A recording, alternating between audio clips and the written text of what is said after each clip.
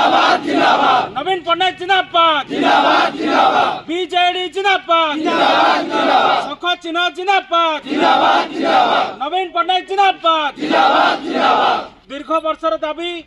बंतला ठारे दमकल केन्द्र प्रतिष्ठा करिथिबारो नवीन पट्टनायक धन्यवाद नवीन पट्टनायक धन्यवाद देखो दीर्घ वर्षर दाबी आज पूरण होईची जहाँकि सर्वराज्य स्तर रे सर्व ओडिशा स्तर रे गोटे ब्लॉक रे दुईटी दमकल केन्द्र कोठी भी प्रतिष्ठा हुई नहीं। आपण जानिथिबे बंतला जहाँकि अनुगुल ब्लॉक विशिष्ट बंतला अंचल रे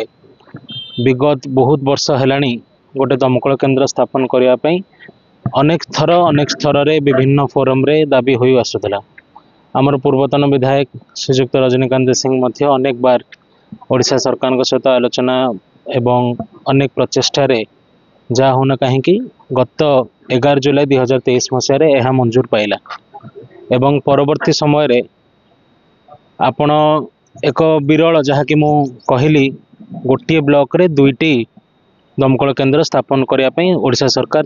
यथा पूर्वतन मुख्यमंत्री श्रीजुक्त नवीन पट्टनायक अनुमोदन कले। 11 जुलाई 2023 मसीह आमर अनुमोदन पाइला एवं परवर्ती समय रे आमर एक्जाक्ट डेटा कहि पाने 2 मास परवर्ती समय रे आमर एठी फायरमैन एवं कांस्टेबल नियुक्ति मध्य पाइले एवं तांकर सैलरी पाई तांकर विभिन्न सुविधा सुजोग पाई भी मध्य बजेट रे माने बजेट रे एई अर्थ मंजूर करिया पई जागा दिया गला एवं आपण गोटे विरल चित्र आपण देखि परथिबे माने आश्चर्यर कथा जहाँ कि एई गत 2-3 दिन तले माननीय मुख्यमंत्री वर्तमान श्रीजुक्त मोहन चरण माझी वर्चुअल माध्यम रे एवं एठिकार स्थानीय विधायक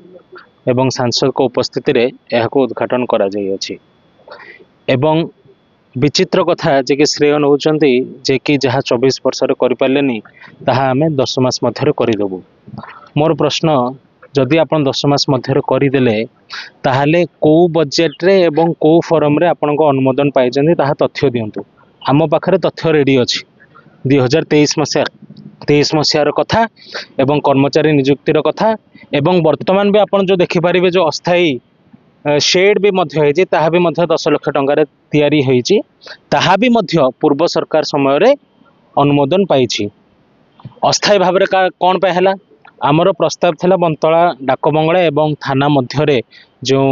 विराट जगह अछि ता सेही मध्य रे एई दमकल केन्द्र को करिवा पई किंतु जगार असुविधा है जहाँ फल कि 6-7 मास लेट होता आमर प्राक्तन आरआई जी थे वर्तमान सहित से ट्रांसफर हो सारे प्राक्तन आरआई जी थे चिराचरित भाव संपूर्ण भाव पूर्वतन